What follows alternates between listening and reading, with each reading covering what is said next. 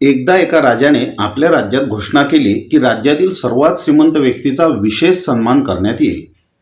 दुसऱ्या दिवशी राजदरबारात अनेक श्रीमंत लोक जमले. महागडे कपडे परिधान केलेले व्यापारी, सोन्या चांदीचे मोठे सराफ, श्रीमंत जमीनदार आणि धनाढ्य लोक मोठ्या थाटामाटात दरबारात उपस्थित झाले. इतक्यात एक साधा सरळ शेतकरीही दरबारात आला. त्याचे साधे कपडे आणि साधे रूप पाहून अनेक जण त्याची थट्टा करू लागले. राजाने त्या शेतकऱ्याला विचारले, तुला स्वतःला सर्वात श्रीमंत का वाटते? शेतकरी शांतपणे हसला आणि म्हणाला, महाराज, माझ्याकडे इतके आहे की मला कधी उपाशी झोपावे लागत नाही.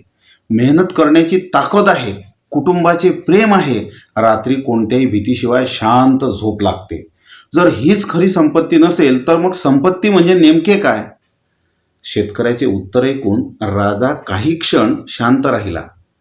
त्यानंतर त्याने संपूर्ण दरबाराकडे पाहिले आणि म्हणाला, ज्याच्याकडे सर्व काही असूनही समाधान नाही तो खऱ्या अर्थाने गरीब आहे.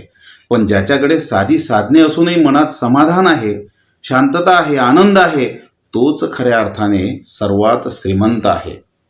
राजाचे शब्द ऐकून दरबारातील अनेक धनाढ्य लोकांची मान खाली गेली, कारण प्रथमच त्यांना स्वतःतील सर्वात मोठी कमतरता जाणवली होती. राजाने पुढे म्हटले, ज्या संपत्तीला गमावण्याची भीती नसते ना, तीच आयुष्यातील सर्वात मोठी संपत्ती असते. मनशांती, समाधान आणि प्रेम याहून मोठी श्रीमंती जगात दुसरी नाही. शेवटी खरी श्रीमंती पैशात नसते, ती समाधानात, प्रेमात, मनशांती आणि प्रामाणिक मेहनतीत असते. ज्यांच्या मनात समाधान असते तोच जगातील सर्वात श्रीमंत माणूस. असेच प्रेरणादायी विचार ऐकण्यासाठी आमच्या शब्दांनी बोलू काही या चॅनलला सबस्क्राईब करा.